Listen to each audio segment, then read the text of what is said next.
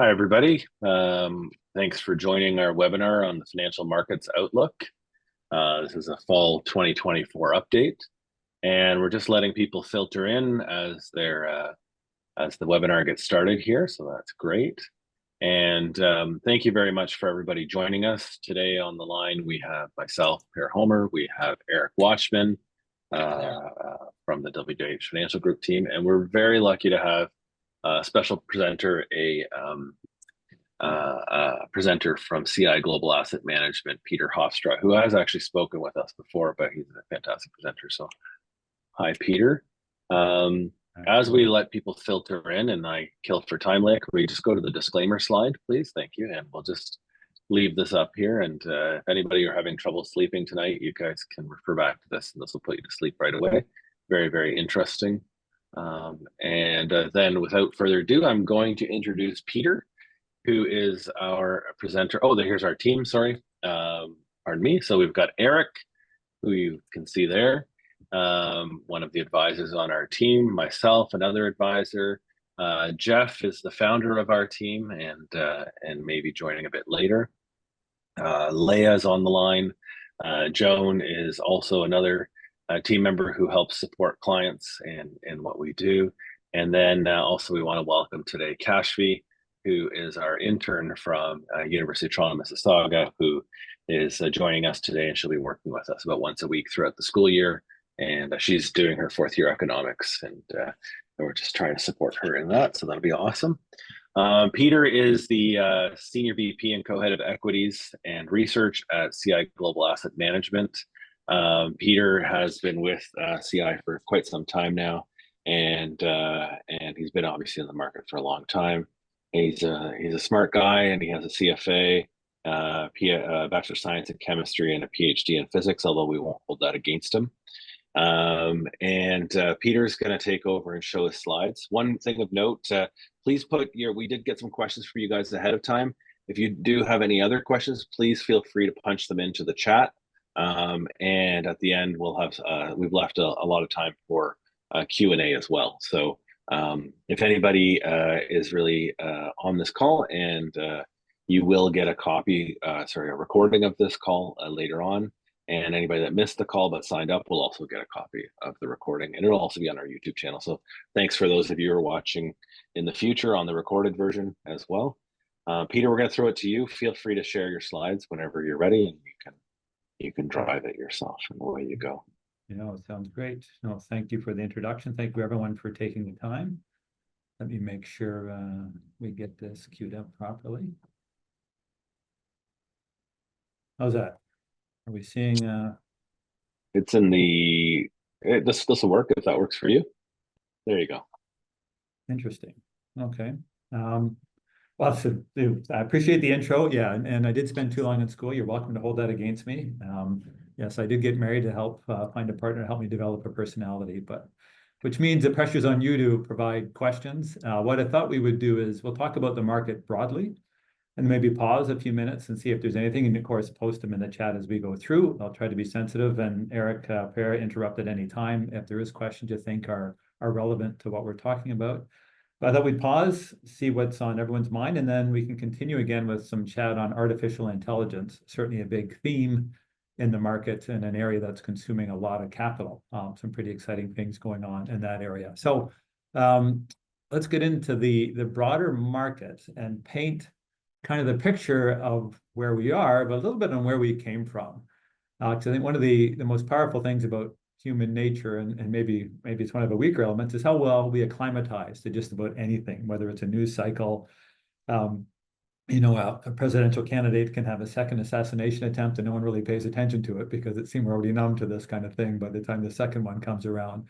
But I think it's really important that we all lived through the pandemic. And we just sort of moved on, and we sort of were able to get on with our lives during it, and have moved on with our lives post it. But from an economic point of view and from a market point of view, the impact was absolutely enormous. And analogize it to with climate change. We're in a warming climate, but if a significant volcanic eruption were to occur, it would completely change all climatic trends. The ash would fill the atmosphere. We'd probably go into an ice age because the cooling effect of that layer above the Earth's surface And then who knows what it is longer term? Maybe it cools the ocean and reverses the release of CO2 and something else. So COVID was a pretty significant economic event that disrupted all the trends of ultra low interest rates and probably contributed to some deglobalization and globalization and that sort of thing. So as we walk through the world we're in today, it's really putting that in a context. This was not a typical economic cycle. Every cycle is a bit different. You always want to be careful saying it's different this time, but every cycle is a bit different, and this one certainly had its own differences. And so just to show this to you graphically with a couple of different images, M2 is kind of the money supply, the money that's circulating around in the economy.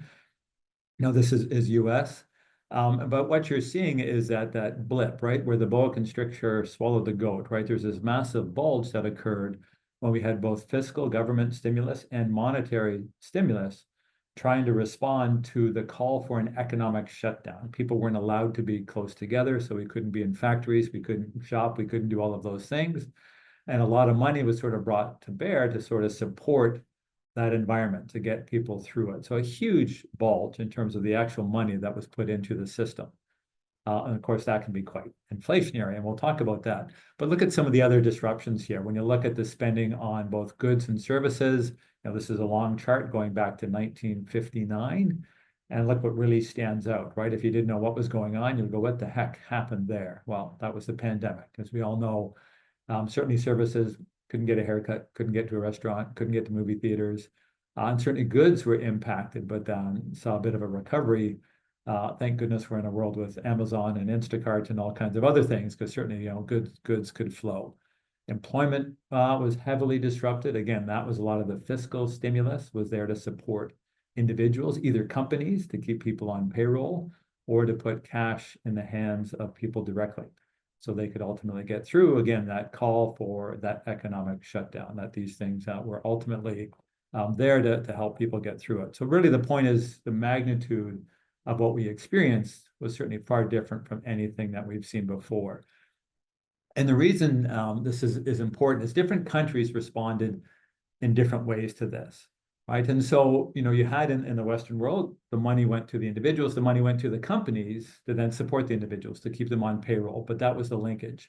China didn't do that. And I think, there'll be books written on what we did, the social impact of the pandemic. You think of if you've got children that missed out on years of rep sports or first-year university, or some of those big social interactions that can be certainly very defining at your age, there's going to be books written about that. But there'll also be books written about how different countries responded and what ultimately that meant in terms of the health of the broader society, and whether that's actual death rates, physical health, that emotional engagement, all of those things. And what we really saw in the Swedish government at first thought, you know what, we're not going to put any restrictions, we'll just inform people. But China was very draconian. They were very harsh and said, nobody goes outside. And if you are, and if we spot this virus in your neighborhood, you will be locked down, and locked down hard. And that created a very different economic response. In a lot of the developed world, we got this inflation because you couldn't do anything more to create inflation, right? So the pre-COVID, we had no inflation. If we said, how are we going to do this? We got to get inflation back. We said, why don't we just bring everyone a bag of money and cut off supply? That way, there's going to be tons of demand and no supply. And we all remember the toilet paper crisis of 2020 and the things that came out of that. So you had this incredible supply-demand mismatch in the developed world, but you had a consumer shutdown in China. So very, very different impact. Now we're trying to curb inflation while China's still trying to stimulate their economy. Again, all this volcano is still having those spillover effects. And within all of that, again, it can be relate to that overhang of COVID, but there's all the subplots. We've got now wars that have broken out. We've got deglobalization, in part that people realized how fragile supply chains were. But now there's an economic battle with China. And then you've got, US election coming on. So lots of subplots and twists within this broader environment that was significantly impacted by a truly, truly global event. And the criticality of all of this is it has a big influence on the number we're going to spend some time talking about, because it is the most important number in all of financial markets. And that is short-term US interest rates, right? And that number is a decision a small number of people make, right? And that impacts everybody else's currencies, impacts everybody else's interest rates, impacts bonds at whatever length and mortgages. It impacts equity markets. That number has a big impact on everything, and why everyone is scrutinizing every word by a central banker, and how the market can move dramatically and in front of and after a Federal Reserve release, which is coming later this week, and one that's much anticipated, as it's viewed as the true change in this cycle, from a hiking cycle to a holding one, to now presumably one where we're actually cutting interest rates. And how they cut and how the language around that is going to have a huge impact on markets. And so putting some context around that, there's sort of two big dimensions that they need to balance, right? That is price stability and full employment. Neither one of these things is specifically defined, but that's kind of the dual mandate. Not every central bank has a dual mandate, by the way. The Canadian central bank doesn't have a dual mandate, but the US does, and that's certainly the one that is critically important. And what impacts supply and demand, supply and demand, monetary policy, all these things sort of feed into what the economy does, which creates the inflation, deflation, and all of that sort of stuff. And so when we talk about this most important number, you know what, it's sharing, you know what, I'm going to do something here quickly. Forgive me for doing this. I'm going to try to re-share. So the screen I'm looking at is the one sitting in front of me. Okay, so we're back. Okay. Yeah, and so look at this most important number. The price stability, this is an interesting one, because what we've said is we hate deflation more than anything. Because deflation is prices going down, and the view is that, number one, if you think things are getting cheaper, why would you spend today? So a deflationary environment, the Great Depression, it basically becomes self-fulfilling. You're trying to get spending to keep the economy growing, but if prices are going down, why would you spend? But probably the more significant one is deflation is debt increasing. So if you take out a mortgage, your principal is kind of fixed to whatever it is, and other than the rate at which you pay it off. But let's say your income is deflating because prices are deflating, your debt burden is growing. And so one reason we want positive inflation is to make sure debt burdens are being reduced. And so we want something that's modestly positive. If inflation is too high, it gets hard to plan and budget, or if it's erratic, right? And so we've kind of said, well, let's go with 2%. So it's kind of what they've sort of collectively agreed on, but there's no magic to the number other than it's something above zero, and presumably gives a bit of cushion. So that's why you hear so much about this 2% target. If you are following the news, we got soft on it for a while. We said, well, 2 is an average. If we stay at 3 or 4 for a while, that's okay. And then we went, a little more hard-nosed and said, no, 2 is the number. We got to get back to 2. And that's sort of what that steepest rate hiking cycle we've seen in decades is what was a byproduct of that. So that's essentially what price stability has come to mean. Again, it could be changed because there's nothing carved in stone, but that's ultimately where it comes from. And so we think about, where are we going, right? How much is the Fed going to cut? This impacts all markets. That's sort of saying, is there a normal, right? What is typical, right? Is there an average that ultimately we're going to move back to? When you think about the pre-COVID period, it was low growth and ultra low inflation, to the point we were scared of deflation. So we're doing all kinds of things to try to stimulate more inflation than we had. We were kind of sub 1%, trying to get it up to 2. And again, if we wanted to create inflation, there's no better way to do it than flood the world with cash and disrupt supply. And so the question now is this a new inflationary paradigm? Or are we going back to what we were pre-COVID? And that 10 years pre-COVID, is that typical? And you could say it's probably closer to typical, I would submit to you. When you look at most large economies, growth slows, and you get to more slower inflation. When you look at Europe, when you look at Japan, that's certainly the trend they went on.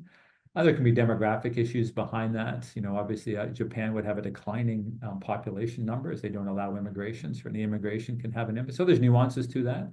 But it really is important to think, okay, what is there atypical? What do we think we're going back to? Or is this volcano changed so many other subplots that inflation is likely to stay around? And this becomes very important when you think about longer term assets like stocks, right? How should they be properly priced? So this is really what we're trying to think through. And there's studies around when you get this temporary supply shock, and you don't see this very often. Usually they would say that, inflation is monetary driven. There's too much money out there fueling too much demand. And other than you might get a Tickle Me Elmo at Christmas, or Taylor Swift tickets come out where, there's not enough supply to meet demand and prices take off. So probably the first time where globally supply was disrupted, and supply was the biggest issue. right, causing that inflation. And the academic studies show if it's supply issue like that, if it's within a country, it tends to solve itself, right? And that's what capitalism is supposed to do. Capitalism is supposed to put capital where you get most rewarded. So if prices are higher, that's where it should go to fix things. So that was originally what the Federal Reserve said, that, look, we didn't cause this inflation, so why should we have to be the ones to fix it, right? And there was a big pivot in there. And they said, okay, if we don't fix it, nobody's going to, but we don't want inflation to get entrenched. That's why we're responding. So we'll certainly talk a little bit about that. But here's a couple noisy charts. Bear with me. It really is to show you that there is no typical period. So this is both showing the decision that the small group of people make around short-term interest rates. On the top is the US, the lighter blue is the decision. The darker blue is the 10-year, which is kind of what people believe about where interest rates are going to go over the longer term. And for those of you like me that remember the 70s and 80s, I think my first car loan was at 14.6% or something like that. This has been we've seen certainly much higher rates than even what we've experienced recently, but you can also see it's been a steady trend downward since that period where we basically got to zero. And then we've seen a disruption. So again, where is normal? Do we go back to that trend and bump along zero? Or is this some sort of parabola where it might head up the other way? Not likely, but the question is, do we stay some number above zero? And that's certainly been quite true of Canada. So just basically want you to see that there is no median or true average that we oscillate around. This has certainly been a trend for the last, call it 50, 60 years, a trend in one direction with regard to interest rates. Again, another busy chart, but really trying to further make the point of how important this number is. So the busy graph is trying to show you what people will pay for $1 of earnings when it comes to stocks and equities. The light blue, again, is the interest rate, so that what people will pay for stocks has trended higher as interest rates have trended lower. The table on the right-hand side is the rational way to look at this. So again, you look at the chart on the left, very, very noisy, right? So people are all over the place. You can get markets that are temporarily quite irrational. The rational number comes out of this table where you basically say, if I'm buying an apartment building that generates $1 million in revenue, I can grow rents at probably 2%, and I want a 10% return, I can go, okay, if I look at 2% growth with a 10% required return, that number is 12.8. So I can say I can pay $12.8 million for that apartment building and I'll get my 10% return. And that's how people will think about stocks. But the hard part is stocks will typically price assuming you need to get a 5% better return than you would from a 10-year government bond, particularly the US government bond, which is considered the most risk-free. So if that 10-year government bond is offering 5%, you'll want 10% from stocks. If that 10-year government bond is 1%, which it got pretty close to, you're only needing 6%. And when you go up and down those columns, you'll see the numbers change pretty dramatically. So this is why how prices of stocks can change pretty dramatically, and people hang on that word of every central bank. So that's hopefully paints the context of why this is dynamic, the uniqueness of what we're all trying to get ourselves through, how these things all compile, where they're trying to get price stability, they're trying to maintain full employment. So I'll look a little bit at the world we're in today. So there's the inflation spike that we saw as both the result of the money brought to the market, government, and through central banks, as well as the supply disruption, and then you've seen it come down quite steadily. The academic studies that I've read say it's probably at best a 50-50 mix, whether it's capitalism working to fix supply chains and whether it's demand suppression through higher interest rates that have actually brought inflation down. Regardless, we're certainly on our path back to 2. You're seeing both Canada and the US here. Not there yet, and it's expected to be a little bit noisy, but we're certainly heading toward 2, and it seems that we're through the worst of it. When you get into core, which tries to take out things more volatile like shelter, food, energy, that sort of thing, looks like we're even closer to 2. So the gray one is that 3-month annualized. That's probably the more short-term or immediate-term measure. Seems like we're getting pretty close to target, and thus our friend Jerome Powell is likely to announce certainly a rate cut. I think more people are saying, is it going to be 50 basis points versus 25 basis points? But certainly they've done the job. Inflation seems to have been tamed, and the trend is one that is lower. Canada is similar. But the interesting one about the Canadian, again, is if you spent time on the headlines, is you'll know that most U.S. Americans can write off the interest on their mortgage. Most of them went and amortized over 30 years at ultra low rates. And so the impact of interest rates on the consumer was not particularly high in the US because they'd all locked in their mortgage rates. Canada, not so much. We tend to do 3, 4, 5-year rolling mortgages. We want to pay off our mortgage, so we want those opportunities because it's all after tax money. But the thing is, the most dominant component of our inflation was the cost of shelter. So that's either mortgage cost or rental cost. So the central bank is actually causing inflation, doing things that they think are going to bring down inflation by keeping rates high. So they actually embed sort of one of the higher price dynamics within that. So that's a really interesting one. We have complete control, it seems, over our inflation, because if we back that out, we're actually well below 2 if we take out the cost of the mortgage. And there's numbers too on how much of the consumer wallet went to just paying their mortgage. So we're there. I think our concern is, why aren't we cutting more aggressively, is we don't want the Canadian dollar to collapse. So now that's what we need to manage. So I think the whole world is breathing a sigh of relief that ultimately the US is going to start cutting rates, because that gives everyone else more the ability to cut rates without their own currency collapsing versus the US. And so here's what we're dealing with. The sort of dark line is what we call the neutral rate, which nobody knows, but we know it's important. So it's like so much of economics. So much of that's important that we can't quite get our hands around. But that's supposed to be the interest rate that perfectly balances the economy, is not restrictive and is not stimulative. So anytime the blue line is below that, we're stimulative. And anytime that blue line is above, we're restrictive. So you can see sort of a lot of that great financial crisis post that. We were highly stimulative, trying to get inflation up. And now we're finally restrictive, right? Trying to get inflation down. But as inflation comes lower, the restrictiveness, even without a change of rate, as inflation gets lower, that restrictive characteristic becomes even greater. So really the view is that the central bank probably wants to cut to neutral rate quickly and then go slowly there. So that's why you're seeing chatter around, maybe there's a bigger rate cut to start because we want to get closer to neutral and not continue to be quite restrictive. And the reason for that is that employment is starting to tick up. So again, in the US, you've got a dual mandate. They don't want to cause big employment disruption and trigger substantive unemployment. Canada, our unemployment rate runs a bit higher. Again, you could link that to immigration. It takes a while for new people to the country to get fully employed, but typically we do run a higher unemployment rate. When you look at employment, this is kind of the participation rate of a broader population. This is a number that got quite a bit of attention. The participation rate dropped off dramatically through COVID. So people wanted to retire early. They got a bit of a cash inflow. Markets did extremely well through 2021. So people thought, I'm out, I'm done, right? I can move on. But you're seeing as that participation rate is coming up. Again, Canada, it's rolled over. Again, I think as we have brought a tremendous in trying to grow our population, it's hard to keep everybody fully employed as you're growing your population maybe faster than what our GDP is growing. The US, certainly the official numbers, doesn't necessarily have that issue. Again, I'll put this out there quickly. I'm happy to talk more about this, but some of you may have heard of the SOM rule came up, where this is the inflation scare. There was a question, are we through the inflationary risk?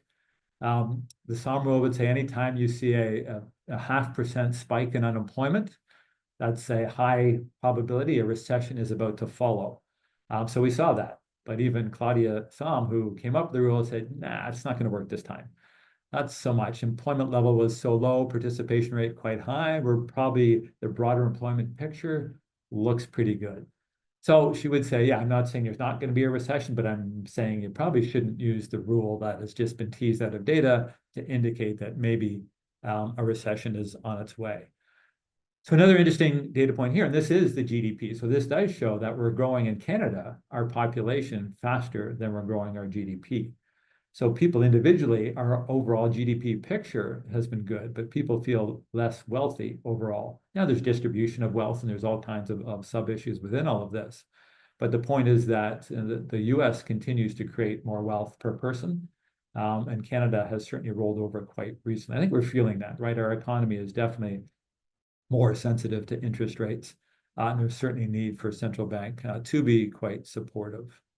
And so what the piece of this is, you'll hear about yield curve inversion. And this is really comparing the 2-year to the 10-year. Again, this is a very important number where the left side of this chart, where the decision is made. and setting the overnight rate, the shortest of short term. And then the rest of this curve is sort of the market believing or not that interest rates are going to follow that short-term decision. So when you have an inverted yield curve like this, the market is saying, we believe that this high short-term rates is going to slow down the market, and therefore interest rates are going to come down. So longer term, we're probably going to be something closer to whatever, 2.5 on a 3 on a 10-year, 4 on a 30-year. So that's what this chart shows. So when the central banks talk about inflation getting embedded, they watch this curve. Are people expecting interest rates to stay higher over longer periods of time? And when they start to see that, they feel they need to get more aggressive at the short end of this curve. But the so-called normalized curve is your shorter rates are the lowest, and rates get progressively higher as you go out along this curve. So you can see we're quite inverted. And that inversion, when the 2-year is higher than the 10-year, is supposed to be a sign of recession, right? And we've been in a period where the 2-year rate has been higher for the 10-year, I think for probably the longest in history. And typically the recession is triggered when that reinverts back. Just as the central banks realize damage is getting out into the system and they start to cut, the recession usually occurs when the 2-year dips back below the 10-year, which is kind of the period we're just getting into. So there was a question, are we through the recessionary risk? The answer is no, we're not. Everything's on a lag. So if there's damage to come, it's probably yet to come. And do we actually get a recession? You know, we were talking about the recovery and now we're cutting rates. So it's going to be a recovery. A lot of people going, where was the recession, right? Things never got that bad. What exactly are we recovering from? And not all recessions are created equal. Most of us remember the great financial crisis. How many remember the recession of 2012?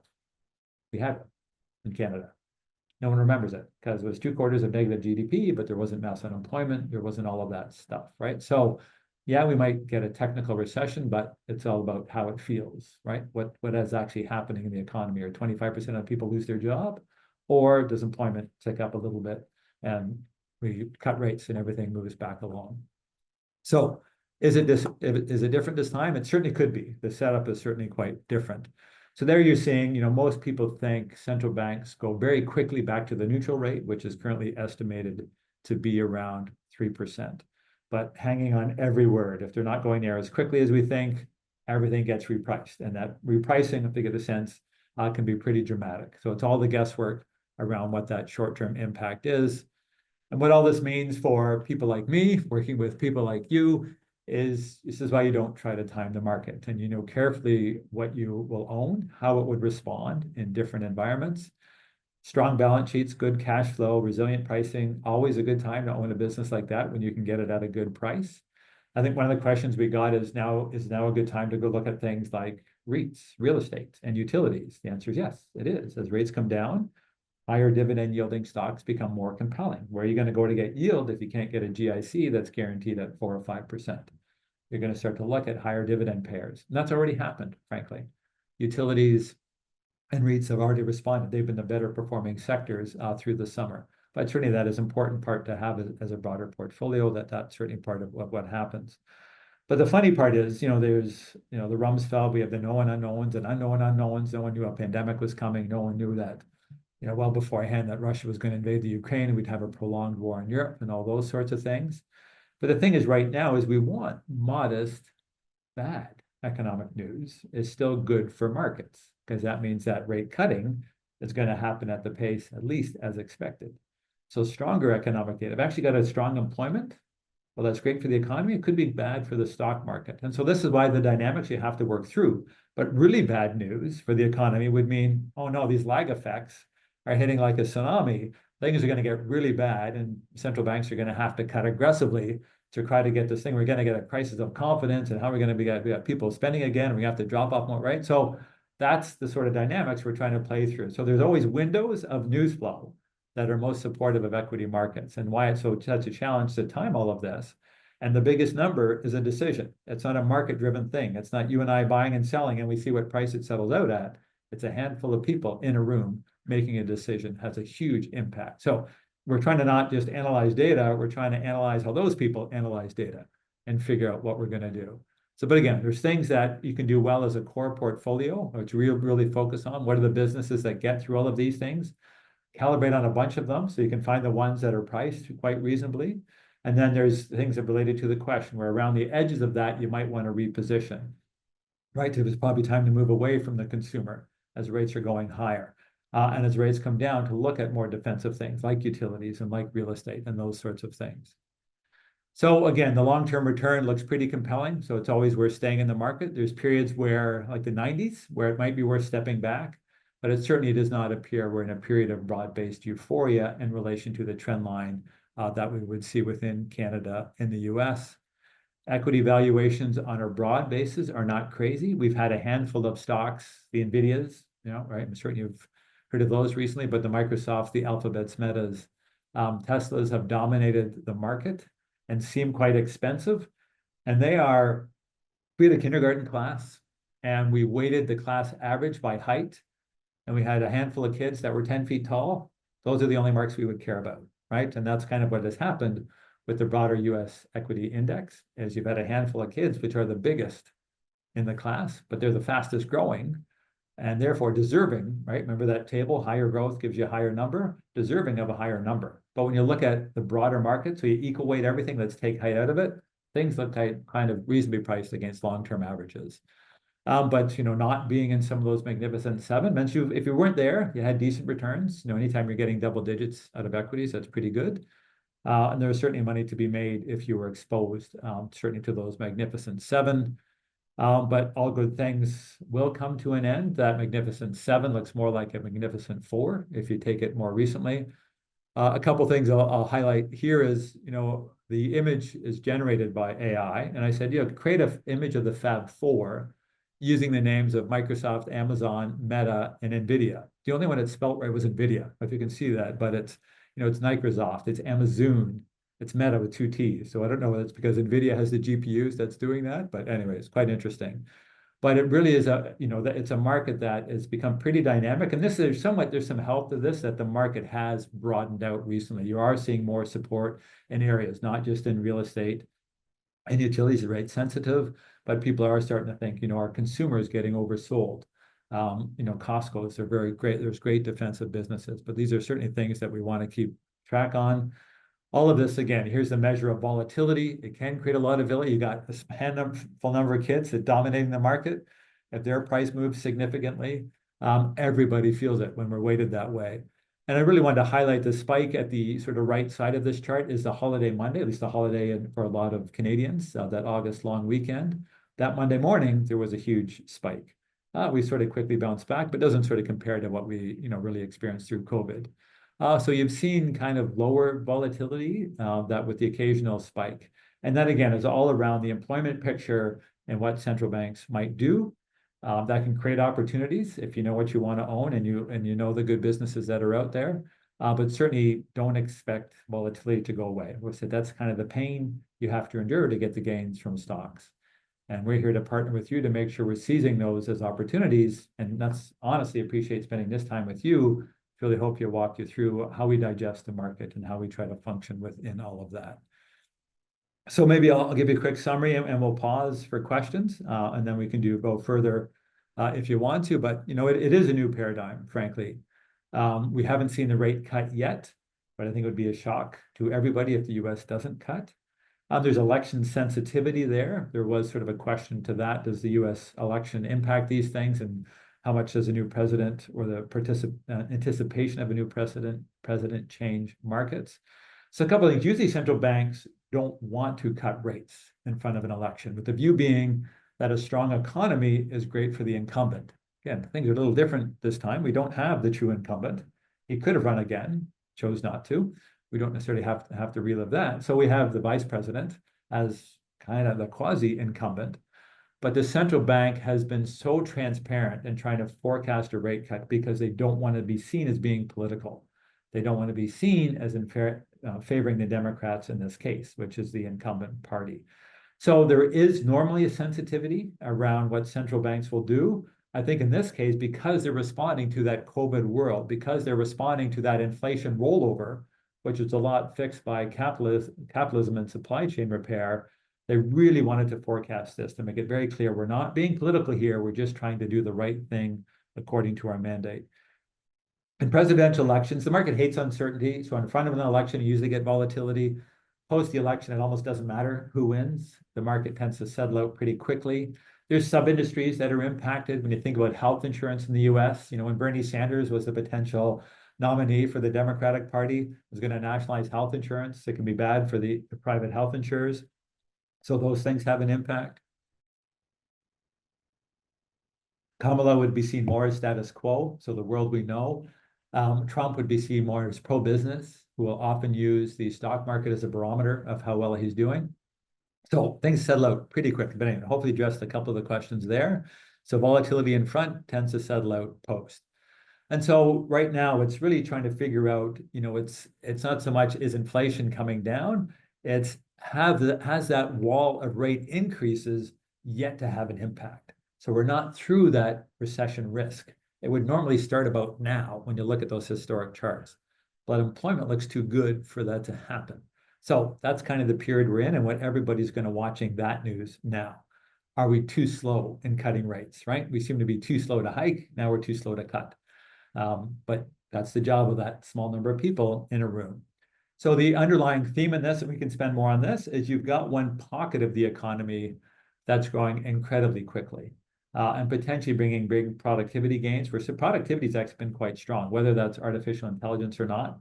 Time will tell. We'll be able to maybe tease that out later. But the point is, Amazon, Microsoft, Apple, Alphabet, Meta, they spend more than the US defense budget does every year on capital equipment. And they're not burning cash. They're making far more cash than they're spending, and they're all very committed to artificial intelligence. So there's a big thematic that certainly is going to dominate the market and likely will for certainly a period of time. And of course, it's always a good time for a balanced portfolio. As rates come down, it tends to be good for bonds, particularly higher quality bonds. We can talk about products that focus on that. Where you can get is more credit risk, right? So if the consumer is weakening, if there is a recession, sort of the higher risk, right? High yield bonds can be impacted by credit, but higher quality benefits from that rate cut. But I think maybe what we'll do is pause there. And if there's questions, happy to spend the rest of the time on that. Otherwise, we can move on to other topics. Yeah, sounds great. Thanks, Peter. I mean, we touched upon inflation, interest rates, the election, recession. Those are the big hot button items that we often field and talk about. Wanted to ask you one with regards to asset allocation. I mean, given the current environment where we're at today, where we're going, can you touch upon how your team or yourself as a portfolio manager really look to position portfolios and maybe how that compares given a year ago or 2 years ago, just to give us some insights on that front? Absolutely. And different products do this in different ways. We have growth mandates that probably, stay true to form. We've got balance mandates. Global growth and income has been quite active in repositioning. They've actually had trimmed their technology weight early in the year and are really sort of buying substantive amount on more government bonds. So getting more into that quality government bond. And they have macro meetings, and then they really lean on the equity research to sort of build out the equity sleeve. And then when it comes to their high yield portion, it really is scrubbing down to individual securities. So make sure there's a resiliency there of cash flow, but to sort of have resized and repositioned within. And that's sort of amongst broader asset grouping. As an equity manager, certainly we're buying utilities early in the year. It was an interesting play. And this is where we want to be in front of the positive response. But what was happening is normally when, a county, a municipality, a country decides we need more power, they'll put a project out for bid and they'll say, look, we need more power generated. Here's probably what get improved. We're not doing coal anymore, but if we want to do a wind or solar, whatever, here's what we will guarantee we will pay you over the next 10 or 20 years when you install this power. All the power providers looked at that and it went no bid. They said, we can't afford what you're going to pay us given where interest rates are.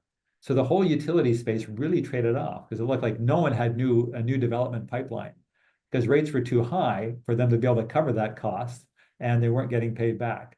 So the municipalities, governments all had to go back and reprice what they were going to offer. And that's when we are more looking at utilities. So as they've done extremely well, now is a point of, they tend to be very defensive, stable businesses. When is the right time to maybe look at harvesting some of that? So I would say the last few years have been incredibly active. Particularly if you go all the way back to 2020, we label things as cyclical and defensive or compounders. When COVID hits, we label everything as does it get helped by COVID or hurt by COVID? So yeah, always very responsive. Aggressive buyers in our growth mandates in 2022 when the market really tanked, right through that fall. It's find the quality stuff. this is going to be a tough environment, but there's stuff that'll get through any of this, and it's getting thrown out with the bathwater. So it's been a very, very active last few years, including as we've rolled through this year. Nice. You mentioned utilities. Question came in. While not directly utilities, very similar industries, the Canadian banking system. Curious about your thoughts on Canadian banks and how those fit into the portfolios, and if you're either buying, selling, or staying neutral on that side of the spectrum. Yeah, we we're holders of the Canadian banks for sure. And then we certainly can tier within each of those. There's noise around, BMO and some anti-money laundering and issues around others. The quality two are kind of Royal and TD are always the top choice. They tend to be quite diversified. Royal's got a tremendous asset management business, the most global of the Canadian banks. And so you can kind of nuance how you want your sub exposures. But generally, we're favorable on the banks. Cutting rates can help NIM margin, if the yield curve normalizes. So, that normally they borrow short-term and lend long-term. So they want a spread. They want short-term rates to be low and longer-term rates to be higher. And again, as long as there isn't more credit risk introduced. So that's always the trade-off with the banks. And the banks never perfectly win. The Canadian banks are actually quite protected, right? So meaning if the economy is strong, then short-term rates are going up, and that hurts what they call their NIM, their net interest margin. But if the economy is softening, does credit risk dominate the story? Overall, the good banks are fine. The yields are great. They're well protected. They're well capitalized. No, so we're happy to continue to hold the Canadian banks. Beautiful. All right, I've got two more quick ones, and then we can go to AI and tech. We do have a lot of clients that have properties either in the States or they spend their winters there, they snowboard down there. Any thoughts on how the CAD and US are going and what the trends are in that regard moving forward? Yeah, and so look, currencies tend to be mean reverting. So there's kind of a right price, and pick your number. It's probably somewhere between 75 and 85, somewhere there. So when the Canadian dollar is at par, it's too high. We're likely going to retreat. When we're getting, below 75, 70, even, we've been to 60, certainly within the last 20 years, it's too low. The US economy is probably stronger than ours right now. So that's what our central bank is really trying to balance. But you might see some CAD weakness. I think there's a bit of US dollar weakness today as people are anticipating maybe a 50 basis points cut. But I think the near-term trend, could be a little more Canadian dollar softness. And so, yeah, you want to be opportunistic and maybe in setting aside some cash into USD or owning products that are priced in US dollar. But yeah, I'd probably be a little concerned. I think the US economy is certainly proving to be quite resilient. And if they are a very active rate cut cycle, they might actually get the soft landing, which frankly is extremely hard to do. And we can decide whether they attribute to the skill of the central bank or did they have nothing really to do with any of this. And it was really supply chain just having to heal and we come out the other side. But certainly I think Canada's far more on the thin edge of a wedge of keeping rates high to support the currency, risking, a harder economic impact. And so I think that's probably the risk as near term is maybe a bit of weakness to the Canadian dollar. Yeah, perfect. Okay, and last one to put the bow on the macro side of it, rapid fire, as a portfolio manager and equity analyst, one thing that you or your team are excited about, and maybe one thing that you're nervous about, just to put a bow on things for them. Yeah, I mean, obviously, we'll get into artificial intelligence. There's lots of spin-off and applications and productivity benefits, and teasing through all of that is exciting and new. And people say, well, there's no return on investment. Oh, yes, there is. It's big in lots of different areas. So we're certainly finding that you've got these robust spenders, right? The Microsofts and the Amazons and so on. So it's an area that is pretty exciting. We always, watch valuations quite closely, but that's sort of a pretty dynamic area. And that, is going to lead to robotics, electrification. There's certainly lots of areas that we remain to see capital we're excited about, and things will ebb and flow. Probably there's a risk. It really is probably between China and the US. How ugly does this get? When you're seeing companies sanctioned, when you're seeing tariff levels, which are inflationary, let alone, does Taiwan become, the centerpiece of a global conflict? Those things are worrying. They have immediate impact on certain companies, pretty significant, the ability to sell into a large market. But that's one we would track a lot from a worrying point of view.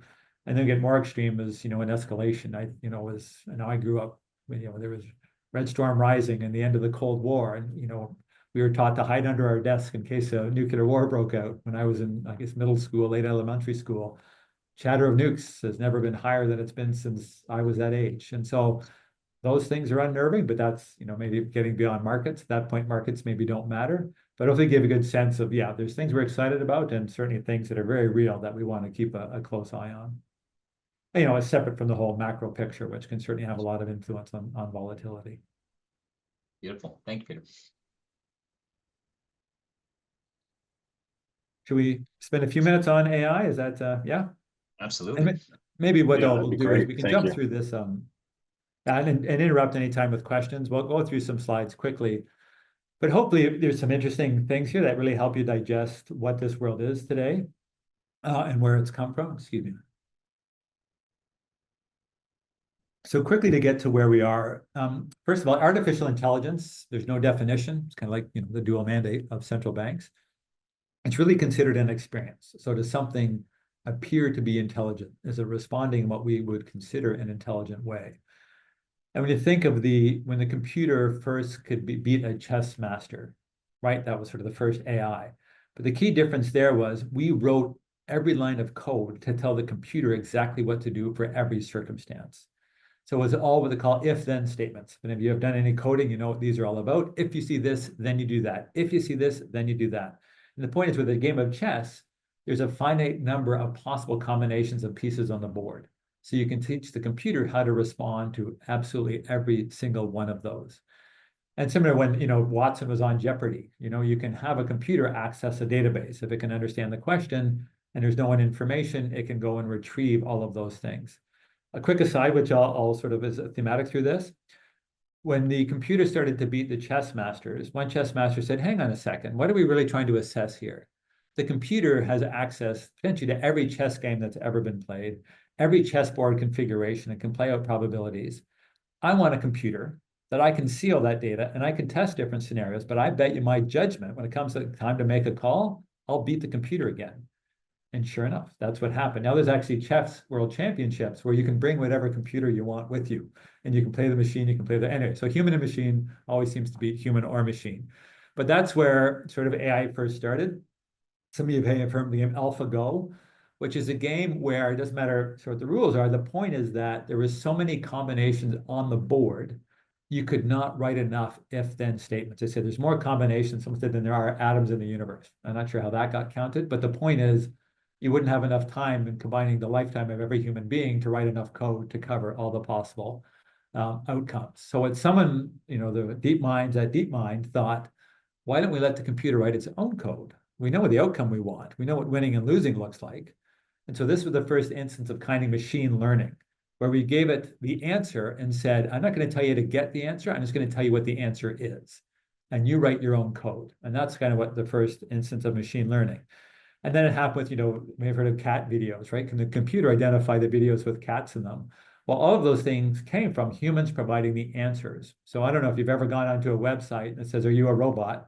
Said, you know, click on the pictures that have a traffic light or a motorcycle, whatever it is. You're actually training AI, right? You're actually providing the answers that the machines can then go and learn from. Tesla's even taken that to a whole extreme when it asks you, you know, when your autonomous driver kicks off. So that was kind of the next level of AI. And now where we've moved to is we don't even give the computers the answer. Now we tell the computer, you go get your answer. Go look at all the text that's been written that we can find on the internet and we'll load more in for you.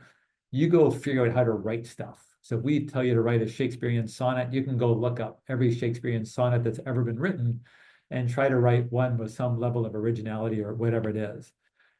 And what that has done, that's sort of they call the large language models, the LLM, where you basically don't tell the computer what's right, you tell it to go and learn from the data. And where this gets, you know, really fascinating is if I give you a million-sided dice that might be weighted, right? And said, now you write the probabilities of what's going to show up every time you roll this dice. How many times do you have to roll the dice, right? To know that you've got the probabilities mapped properly. And so what you're seeing is the more data you have, the better these systems work. And that's created this desire to consume immense amount of data, but it also takes tremendous amount of compute. And there's algorithms and how you weight different factors. Imagine you're modeling the climate, right? Why can't we predict what the climate's going to be 2 years from now? I mean, imagine the factors and how you have to weight them. And, you know, maybe, you know, surface to air temperature difference doesn't matter until it gets to 10 degrees Celsius or higher, then it's the only thing that matters, right? And so you've got these dynamic weighting factors. But that's kind of the world we're in. And that just opens up all kinds of possibilities of the things we can try to rely on computers, which are frankly pretty dumb, but do things really quickly, what they can actually tease out. And you think of then the medical applications, it can look at every history of every administration of a given medicine to every DNA profile type and say, when did this medication work? When didn't? We should be able to tease all of that stuff out. Anyway, so tremendous applications, creating a mega trend of spending. A lot of the big companies see it as, an existential threat. Microsoft would say, look at, we obviously got the personal computer right. We got the internet right. We missed mobile completely. We've done a terrible job on search. We got cloud infrastructure right. We're not missing AI. We have to be there. We have to be the one to provide these services.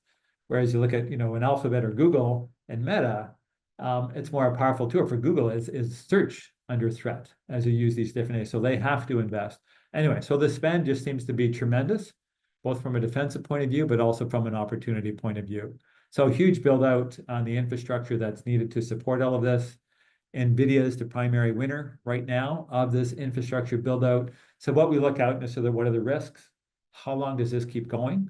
How long is right now the next 12, 18 months for NVIDIA? Off the charts, absolutely off the charts. What's 10 years from now? A little harder to handicap, right? Ultimately, they're selling hardware, and that tends to, ultimately peter out over time. But right now, they're clearly the winner. So that's really what we have to understand is how well are these models bringing productivity? How much return on investment are they bringing? How long does the spending continue? So it's tremendous. It's a shift in compute. See the types of things we walk about. We always used to buy CPUs, right, or x86. So your Pentiums, whatever there were, right? Your 386 and your 486 and all that kind of stuff. Now, GPUs are not just used for artificial intelligence. They're taking over other types of compute. So again, these are the areas where we find exciting and there's risk. Intel is really struggling and likely will continue. That's where you want to be careful of value traps. The world is shifting from them. Everything was x86, the architecture that they basically owned. That the world is moving to a whole new different type of compute. So a lot of spend is happening, but it does seem to be this next wave in computing.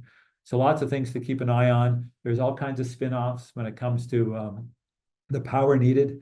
Solar plus storage, frankly, we think is going to boom. So lots of neat pockets of opportunities within all of that. This is the one story I'll tell you. I had a chance to be at a Tesla factory, probably other than doing things like this, it's probably the one more exciting, fun parts of the job. But what Tesla is doing, you think of the large language model, which would associate with language and text. But what Tesla was trying to do is write code for their autonomous driver. If you see a stop sign, do this, right? If you see a pedestrian, do this. We will never write enough code to cover every possible circumstance a car and driver might encounter.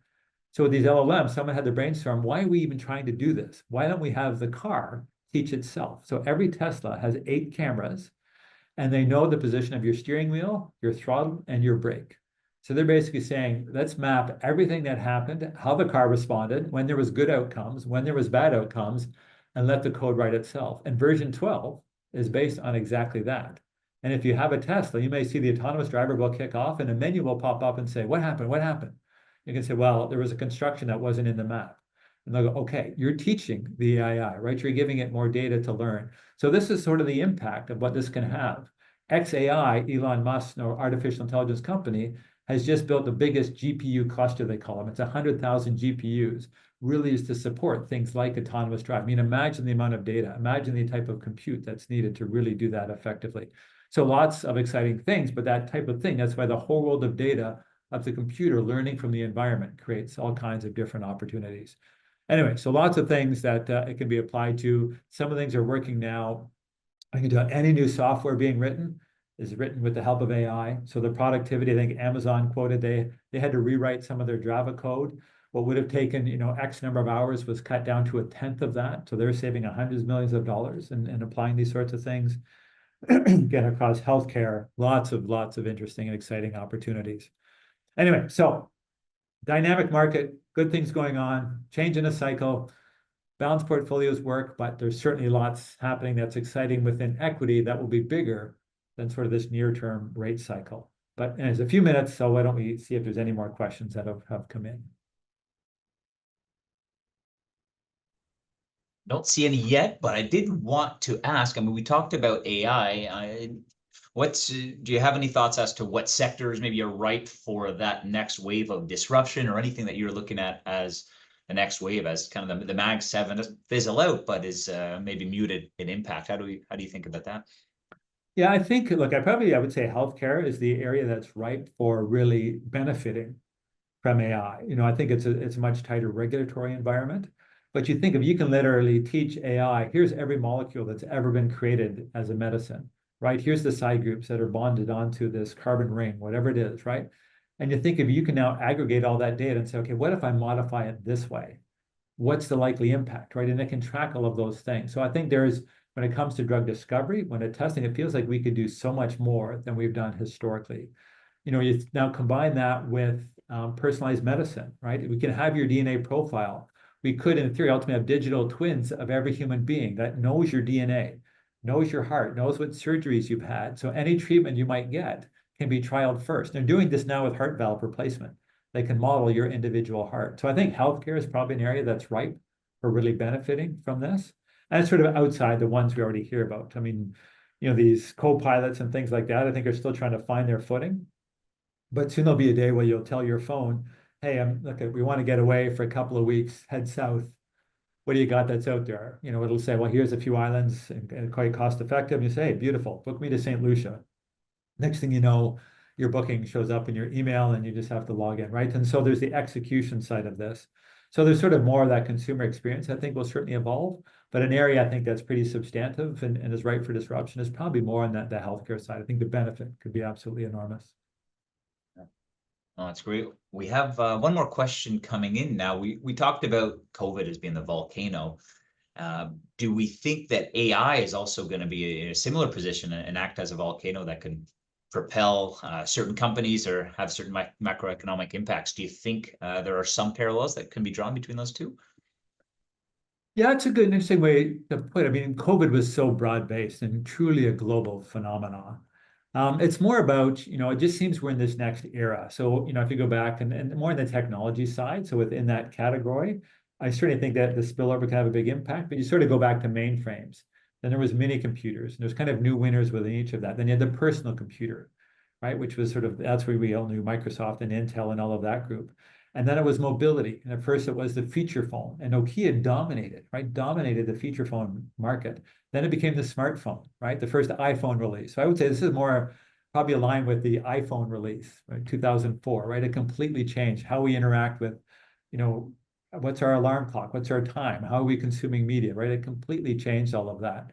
And now it feels we're moving into this next generation of compute, which is called parallel processing, which is something GPUs do well. So it's certainly, the question is certainly well-founded. It is quite disruptive. When you're thinking it can trickle through in the different areas of the economy in terms of being able to really digest a lot of data. But it kind of is from a spending point of view that next disruption. We think, what's the next $1 trillion company we've never heard of?